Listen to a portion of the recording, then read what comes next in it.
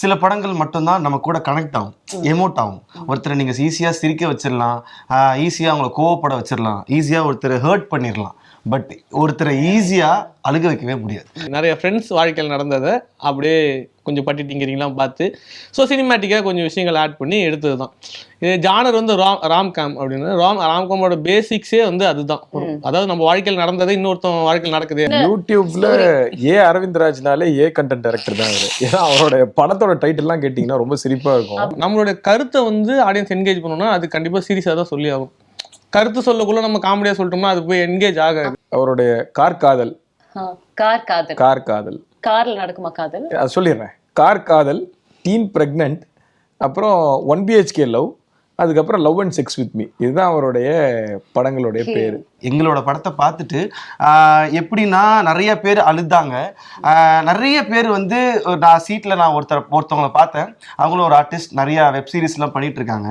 அவங்க லிட்டரலி ஒரு 2 minutes அவங்க வந்து அழுது முடிச்சு ஒரு மாதிரி அவங்களால தேம்பி அழுது முடிச்சு பக்கத்தில் இருக்க ஒரு லேடி வந்து ஓகேன்ற வரைக்கும். ஏன்னா அவங்க அதை வந்து அவங்க இன்டர்வியூவில் எப்படி சொல்லியிருப்பாங்கன்னா, நான் என் லைஃப்லேயே ஒரு படம் பார்த்துட்டு எனக்கு இவ்வளோ கனெக்ட் ஆகலை. பிகாஸ் எல்லா பொண்ணுங்களுக்கும் ஒரு ஆசை என்ன இருக்கும், ஒரு பையன் உருகி லவ் பண்ணோன்னு. அது ஏன் கார் காதல்னு வந்ததுன்னா, காரில் காதல் பண்ணுவாங்க.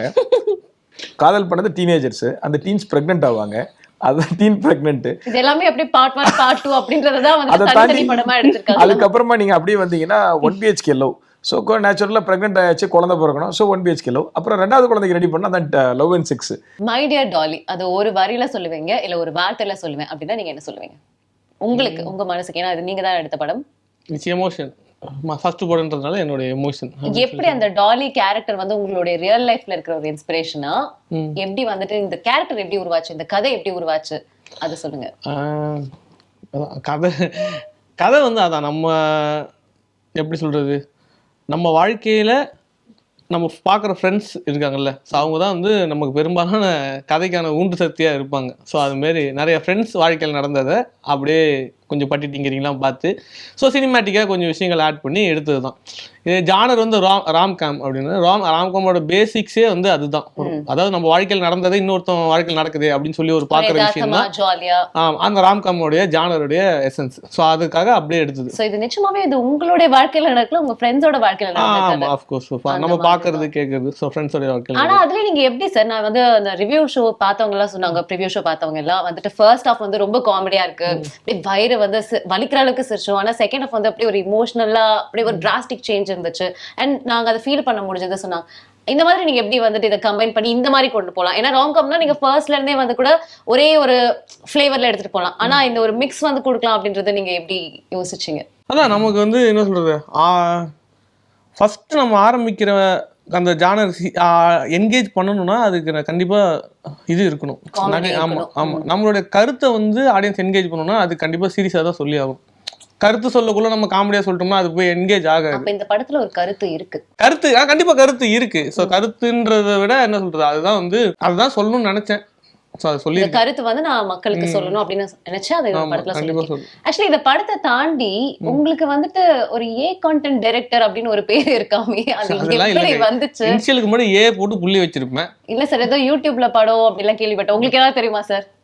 நிறைய தெரியும் மேடம். சொல்லுங்க, அது என்ன கதை? ஏன் அவரை வந்துட்டு எல்லாரும் ஒரு கண்டென்ட் டைரக்டர் அப்படின்னு சொல்றாங்க? அதுக்கு என்ன? யூடியூப்ல அரவிந்த்ராஜ்னாலே கண்டென்ட் டைரக்டர் தான் அவரு. ஏன்னா அவரோட படத்தோட டைட்டில்லாம் கேட்டீங்கன்னா ரொம்ப சிரிப்பா இருக்கும். அப்படியா? என்ன மாதிரி சார்? இது வந்து மை டியர் டாலி கூட பாத்தீங்கன்னா கொஞ்சம் ஒரு மார்க்கமா தான் இருக்கு. இல்ல அப்படி இல்ல. அவருடைய யூடியூப் கண்டென்ட்லாம் பாத்தீங்கன்னா அவருடைய கார் காதல், கார்ல நடக்குமா காதல், அது சொல்லிடுறேன். கார் காதல், டீன் பிரெக்னன்ட், அப்புறம் 1BHK லவ், அதுக்கப்புறம் love and sex with me. இதுதான் அவருடைய படங்களுடைய பேரு. இப்ப புரியுது சார் எனக்கு அந்த பேர் வந்துச்சு. ஒரு டைட்டிலுக்கு பின்னாடி ஒரு ஆழமான அர்த்தம் இருக்கு சார். நான் சொல்லிடுறேன். அது ஏன் கார் காதல்னு வந்ததுன்னா, கார்ல காதல் பண்ணுவாங்க. காதல் பண்ணது டீனேஜர்ஸ், அந்த டீன்ஸ் பிரெக்னன்ட் ஆவாங்க. அதான் டீன் பிரெக்னன்ட். இது எல்லாமே அப்படியே பார்ட் 1 பார்ட் 2 அப்படின்றத வந்து தனித்தனி படமா எடுத்துருக்காங்க. அதுக்கப்புறமா நீங்க அப்படியே வந்தீங்கன்னா 1BHK லவ். ஸோ நேச்சுரலாக ப்ரெக்னென்ட் ஆயாச்சு, குழந்தை பிறக்கணும். So 1BHK love. அப்புறம் 2வது குழந்தைக்கு ரெடி பண்ணால் அதான் love and sex with me அப்படின்னு சொல்லி ஒரு டைட்டில் பண்ணியிருப்பாரு. Just for fun. இது பேர் மட்டும் தான் அப்படி இருக்குமே தவிர்த்து அவருடைய படங்களை டைட்டில் டீகோட் பண்ணாலே அதில் ஒரு மீனிங் இருக்கும். That is Aravindraj. அண்ட் இந்த படம் பொறுத்த வரைக்கும் மை டியர் டாலி வந்து உண்மையாக it's different genre movie madam. அதாவது ஒரு 90s பையனுக்கும் ஒரு 2K பொண்ணுக்கும் நடக்கக்கூடிய ஒரு லவ் வார்.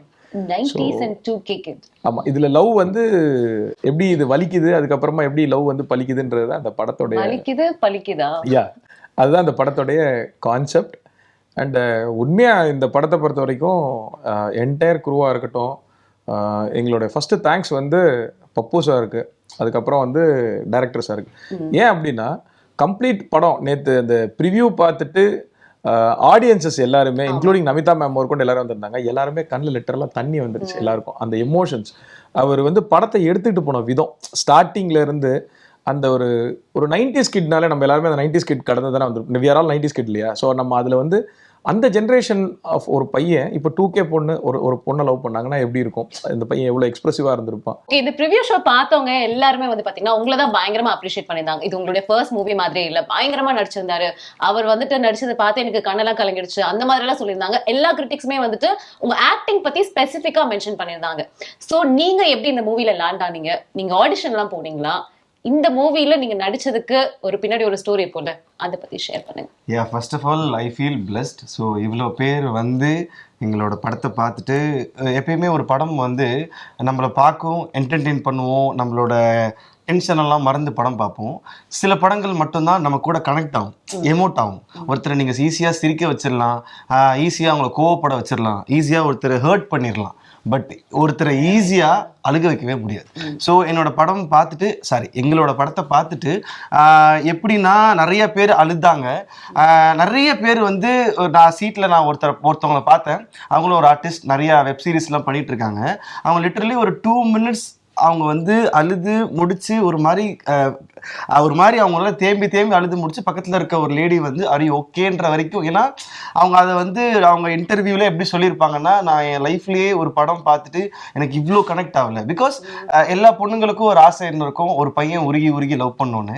இந்த படத்தில் அந்த பையன் உருகி தாண்டி அவனோட உயிரும் மேலே என் உயிரை கொடுத்தாலும் பரவாயில்ல நீ நல்லாரு அப்படின்ற மாதிரி ஒரு பையன் கிடைப்பானா அந்த படத்தில் அந்த கார்த்திக்ன்ற பையன் பண்ணுவான். ஸோ அது எல்லா பொண்ணுங்களுக்கும் அது ஈஸியாக ரிலேட் ஆகும். ஸோ பெண்களுக்கு அது ரொம்ப சென்சிட்டிவாக அது வந்து ரொம்ப ஹிட் ஆகும். ஸோ அதனால தான் அவங்க எமோட்டாக எடுத்துக்கிட்டாங்க அந்த படம். அதுக்கு நான் ஃபஸ்ட்டு கிரேட்ஃபுல்லாக இருக்கேன். ஸோ அதில் நான் வந்து ரைட்டிங் ஸ்ட்ராங்காக இருந்ததுனால தான் என்னால் பெர்ஃபார்மன்ஸ் பண்ண முடிஞ்சு. ஸோ அதுக்கப்புறம் இந்த படத்தில் லேண்ட் எப்படின்னு பார்த்தீங்கன்னா, நானாக போல் என் லைஃப்பில் நிறைய பெரிய விஷயங்கள் வந்து அதுவாக மேஜிக்கில் நடக்கும். நான் ஒரு இடத்துல சின்ன சேனலில் நான் ஒர்க் பண்ணேன். அந்த சின்ன சேனலில் ஒர்க் பண்ணும்போது எனக்கு ஒருத்தர் ஷோ ஹெட்டாக இருந்தார். இன்னைக்கு இந்த சேனலில் அவர் இருக்கார், நான் இங்கே இருக்கேன். இதை நான் ஏன் அதை ஒரு வரியில் சொல்லி அடக்கிறேன் அப்படின்னா, நம்ம லைஃப்பில் வந்து எவ்வளோ ஹார்டாக நம்ம என்ன ஃபேஸ் பண்ணுறோம், இங்கே என்ன நடக்குதுன்றத பார்க்குற கோடி பேருக்கு தெரியாது. இங்கே நம்ம என்ன ஃபேஸ் பண்ணுறோம், இங்கே என்ன ஹர்ட் ஆகிறோம், இங்கே என்ன அடிச்சுக்கிறோம் பிடிச்சிக்கிறோன்றது தெரியாது. ஸோ ஆனாலும் நம்ம என்ன கொடுக்குறனோ அதுதான் நம்மளுடைய மக்களுக்கு நம்ம கொடுக்குறது.